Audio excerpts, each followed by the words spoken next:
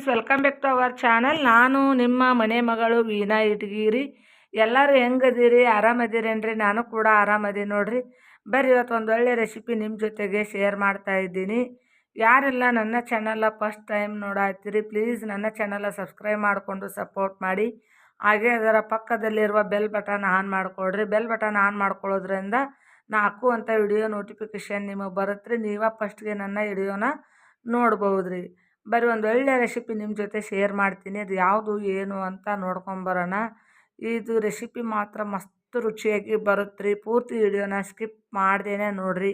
ಯಾಕಂದ್ರೆ ಸ್ಕಿಪ್ ಮಾಡಿ ನೋಡಿದ್ರಂದ್ರೆ ಅರ್ಧಂಬರ್ಧ ಏನೂ ಅರ್ಥ ಆಗೋದಿಲ್ಲ ರೀ. ಇರೋದ 5 ನಿಮಿಷ 6 ನಿಮಿಷ 10 ನಿಮಿಷದ ಒಳಗಾಗಿ ವಿಡಿಯೋ ಇರುತ್ತೆ ರೀ. ಪೂರ್ತಿ ವಿಡಿಯೋನ ಸ್ಕಿಪ್ ಮಾಡಿ ನೋಡಿದ್ರೆ ನಿಮಗೂ ಕೂಡ ಗೊತ್ತಾಕೈತೆ ರೀ. ಈಗ ನೋಡಿರಿ, ಇಲ್ಲೇ ಕಡ್ಲೆಕಾಳು ನಾವು ಮೊನ್ನೆ ನಾಗಪ್ಪಗಂತನ ನೆನೆಕಿದ್ವಲ್ಲ ರೀ, ಅವು ಉಳಿದಿದ್ದು ರೀ. ಹಿಂಗಾಗಿ ಸ್ವಲ್ಪ ಮೊಳಕೆ ಬಂದವ್ರಿ. ಅವನ್ನ ಯಾವ ಥರ ಪಲ್ಯ ಮಾಡ್ತೀನಿ ಅಂತ ತೋರಿಸ್ತೀನಿ ನೋಡಿರಿ ನಿಮ್ಗೆ. ಈ ಥರ ಪಲ್ಯ ಮಾಡಿದ್ರೆ ತಿನ್ನೋದಕ್ಕೆ ಬಹಳ ರುಚಿಯಾಗಿರ್ತೈತೆ ರೀ. ರೊಟ್ಟಿ, ಚಪಾತಿ, ಕಟುಗು ರೊಟ್ಟಿ ಜೊತೆಗಂತೂ ಮತ್ತಿಷ್ಟ ರುಚಿ ಆಗತ್ತೆ ರೀ. ಅದು ಹೆಂಗೆ ಮಾಡ್ತೀನಿ ಏನು ಅಂತ ನೋಡ್ಕೊಂಬರೋಣ. ಈಗ ನೋಡಿರಿ, ನಾನು 2 ರಿಂದ 3 ಸ್ಪೂನ್ ಆಗಷ್ಟು ಒಳ್ಳೆಣ್ಣೆ ಹಾಕ್ಕೊಂಡೇನಿ ರೀ, ಅಡುಗೆ ಎಣ್ಣೆನ. ಈ ಸ್ವಲ್ಪ ಜೀರಿಗೆ ಸಾಸ್ಮೆ ಕೂಡ ಹಾಕ್ಕೊಂಡೇನಿ ರೀ. ಹಂಗೆ ಸ್ವಲ್ಪ ನಾನು ಕಾದ ತಕ್ಷಣ ಕರಿಬೇವು ಹಾಕ್ಕೊಂಡೇನಿ ರೀ. ಒಂದು ಉಳ್ಳಾಗಡ್ಡಿನ ಕಟ್ ಮಾಡಿ ಇಟ್ಕೊಂಡೇನಿ, ಅದನ್ನು ಕೂಡ ಅದ್ರೊಳಗೆ ಹಾಕ್ಕೊಂಡು ಸ್ವಲ್ಪ ಹೊತ್ತು ಫ್ರೈ ಮಾಡಬೇಕು. ಯಾಕಂದ್ರೆ ಹಸಿ ವಾಸನೆ ಹೋಗುವವರೆಗೂ ನಾವು ಉಳ್ಳಾಗಡ್ಡಿನ ಫ್ರೈ ಮಾಡ್ಕೋಬೇಕು ರೀ. ಯಾವಾಗ ಒಗ್ಗರಣೆ ಹಾಕ್ರಿ, ಯಾವ ಅಡುಗೆಗೆ ಒಗ್ಗರಣೆ ಹಾಕಿಲ್ರಿ, ಉಳ್ಳಾಗಡ್ಡಿ ಮಾತ್ರ ಸ್ವಲ್ಪ ಹೊತ್ತು ಫ್ರೈ ಮಾಡ್ಕೋಬೇಕು ರೀ. ಇಲ್ಲಕಂದ್ರೆ ಹಸಿ ವಾಸನೆ ರುಚಿ ಕಡಿಮೆ ಮಾಡುತ್ತೆ ರೀ ಅಡುಗೆದು. ಹಂಗಾಗಿ ಅದನ್ನ ಸ್ವಲ್ಪ ಹೊತ್ತು ಎಣ್ಣೆಗೆ ಫ್ರೈ ಮಾಡ್ಕೋಬೇಕು ರೀ.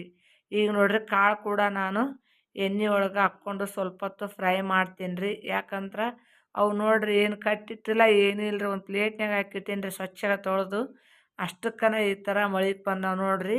ಮಸ್ತಾಗಿ ಮೊಳಕೆ ಕಾಣತ್ತೆ ನೋಡಿರಿ.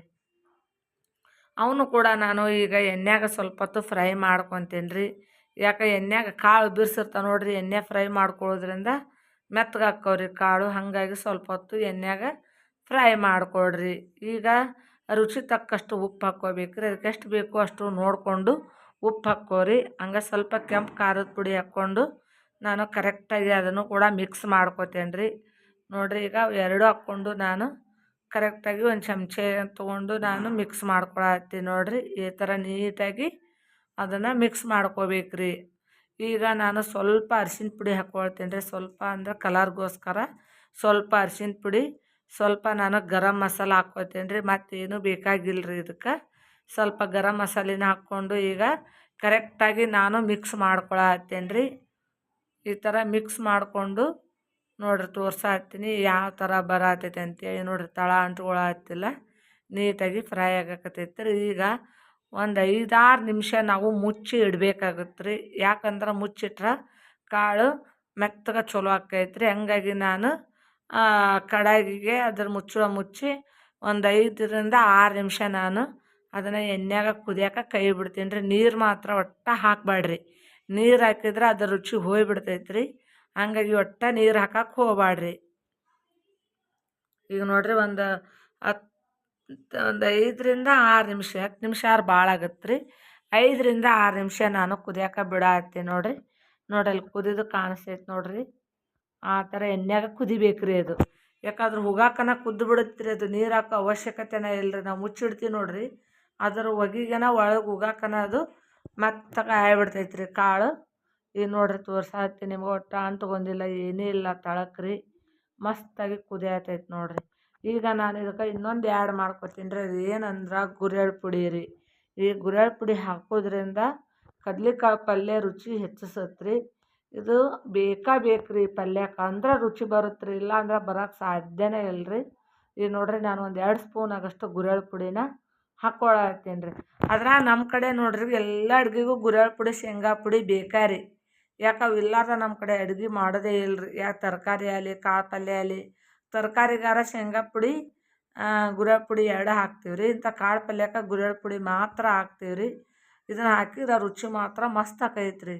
ಈಗ ನೋಡಿರಿ, ಅದನ್ನೆಲ್ಲ ಹಾಕಿ ಮತ್ತೊಂದು ನಿಮಿಷ ನಾನು ಮುಚ್ಚಿ ಬಿಡ್ತೀನಿ ರೀ. ಬಿಟ್ಟು ಈಗ ಗ್ಯಾಸ್ ಬಂದ್ ಮಾಡಿಕೊಂಡು ನಾನು ಕೊತ್ತಂಬರಿನ ಕಟ್ ಮಾಡಿ ಇಟ್ಕೊಂಡೀನಿ ರೀ. ಕೊತ್ತಂಬರಿ ಕೂಡ ಅದರೊಳಗೆ ಹಾಕ್ಕೊಂಡು ಕರೆಕ್ಟಾಗಿ ಮಿಕ್ಸ್ ಮಾಡಿಕೊಂಡು ನಾನು ಪಲ್ಯ ಮಾಡೋದು ಮುಗಿಸ್ಬಿಡ್ತೀನಿ ರೀ. ಈಗ ನೋಡಿರಿ ನಾನು ಒಂದು ಬಟ್ಲಕ್ಕೆ ಸರ್ವ್ ಮಾಡಿ ನಿಮಗೆ ತೋರ್ಸಾತ್ತೀನಿ ರೀ. ನೋಡಿರಿ ಎಷ್ಟು ಮಸ್ತಾಗಿ ಬಂದೈತೆ ಅಂತೇಳಿ ನೋಡಿದ್ರೆ ಗೊತ್ತಾಕೈತೆ ರೀ. ನೋಡಿದ ತಕ್ಷಣ ನಿಮಗೂ ಮಾಡಬೇಕು ಅನಿಸುತ್ತೆ ರೀ. ಅಷ್ಟು ಮಸ್ತಾಗಿ ಬಂದೈತೆ ರೀ ಪಲ್ಯ. ನೋಡಿರಿ ಹೆಂಗೆ ಕಾಣಿಸಾತೈತಿ. ಇದ್ರ ಜೊತೆಗೆ ಶೆಕೆಂಡ್ ರೊಟ್ಟಿ, ಖಡಕ್ ರೊಟ್ಟಿ ಅಂತೀವಿ ನೋಡಿರಿ, ಅದ್ರ ಜೊತೆಗೆ ಸ್ವಲ್ಪ ಮೊಸರು, ಸ್ವಲ್ಪ ಶೇಂಗಾ ಚಟ್ನಿ, ಈ ಪಲ್ಯ ಹಾಕ್ಕೊಂಡು ತಿಂದ್ಬಿಟ್ರೆ ಬೇರೆ ಊಟ ಯಾವುದು ಬೇಕು ಅನ್ಸೋದಿಲ್ಲ ರೀ. ಅಷ್ಟು ರುಚಿಯಾಗಿರ್ತೈತೆ ರೀ.